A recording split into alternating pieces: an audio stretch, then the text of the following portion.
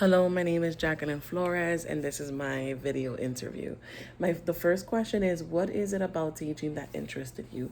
Well, my interest for teaching came from seeing how a teacher can really impact a child's life, seeing them grow and building that confidence for the child when they're struggling with certain aspect, if it's math, literacy, and also building their confidence as well. And then most importantly, building those relationships with a child, like a families, also building relationship with the teacher as well, and being open to anything, the feedback that the teacher gives them, and then also the teacher taking in the feedback from the parents as well, and how can they collaborate together to help their child grow in a way that maybe they didn't think they could. And then also seeing the impact that you show in a child, that somebody in this world does care for them, cares for their well-being, cares also for their success as an adult when they come into the future as well. And I think that's one of the biggest interests as well. And my interest for teaching came from Sunday school. I was given the opportunity to become a Sunday school teacher at the age of 14 years old, and I love the fact that teachers can bring a lesson to life, and they can make a child's eyes just lit up when it comes to, like, bringing in visual, bringing in audio, bringing in, like, kind of aesthetics for children to have that experience as well. And even, for me, it's showing kids that people care for them. And then number two is discuss your professional career goals in the next 5 to 10 years. I think my professional career goals for the next 5 to 10 years is to just grow in my craft, grow in my career as an educator, become better than what I am now, learn new skills, gain more knowledge of how to make something way better than what can I do now, and even maybe later on in line, maybe even be a mentor teacher for somebody else, teach them what I know and what I've learned in my process as an educator to somebody else, and pour into their cup as well. And maybe even, who knows, like maybe be a dean or assistant principal, whatever God has, but I am open to that. I am open to growth, and I am definitely open to, new opportunities, even if it could sound a little bit scary, but I am definitely open to even learning, even when it comes to learning a new language or something like that, to be more accessible for parents, and then just being more impactful as the years come, being a great impact to the children that come to my classroom. And then also, another thing is, the question number three is to think about a high effective teacher. The teacher that for me was high effective was my high school teacher. I believe she was my freshman high school teacher. Her name was Miss Winter. And to this day, she was one of the reasons why when I went to college that I decided to be a teacher, was because her characteristic was that she was proactive, she was caring, and when she knew that, I would be struggling with certain areas, she would take the time to be like, hey, Jacqueline, do you want to, I have these extra lessons. Do you want me to sit down with you, explain it to you a little bit more if you want to?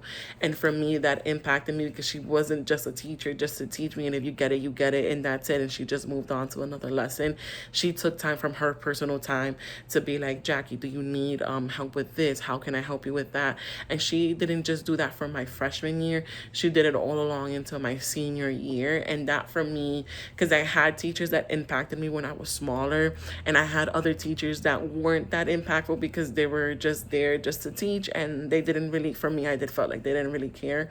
But this teacher, I felt like she had a heart for teaching because she loved the kids that she taught, and she made sure that they were equipped to be successful as adults, later on in their years.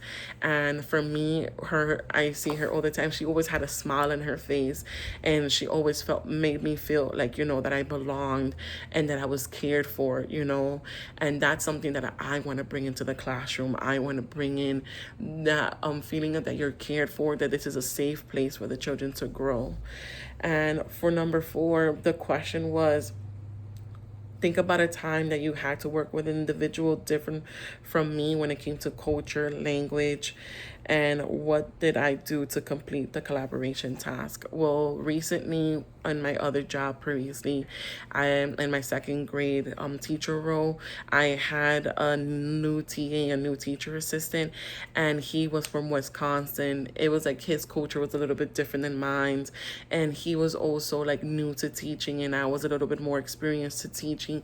And the way that I collaborated was open communication, making sure that he's okay, making sure that he got every direction that I gave him, and most importantly, being, honest and respectful as well. And I think that helped me learn how to collaborate better with people, making sure that, that they were good to be able to help me as well.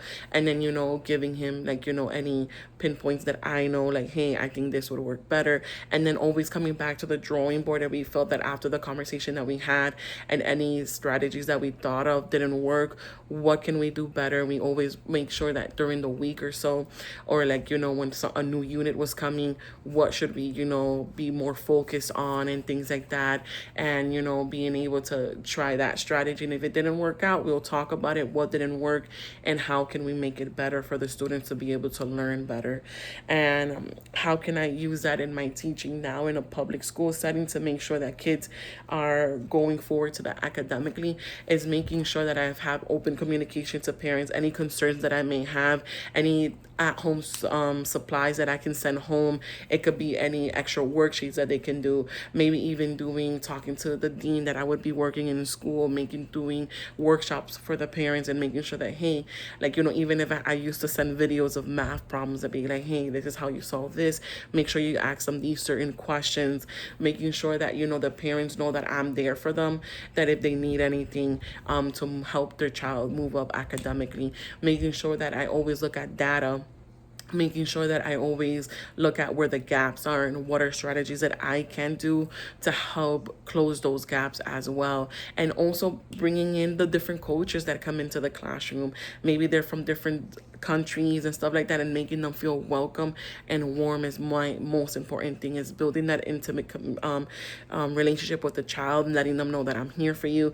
I'm not here to criticize you. I'm here to build you up, and we're here to work together, and letting the parents know that that's also what I'm here for. I'm here to help, and to help them, guide them through the process, because sometimes it's hard, for parents to, like, some of them this is not their first language, English is not their first language. Maybe this is their first child, coming to school, and they're going through the roller coaster as well as the child, learning new things.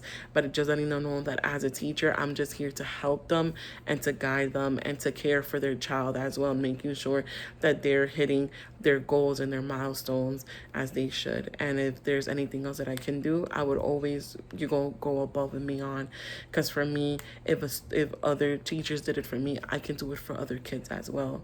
And I hope these answered all your questions, and thank you for taking the time for listening to me. Have a great day.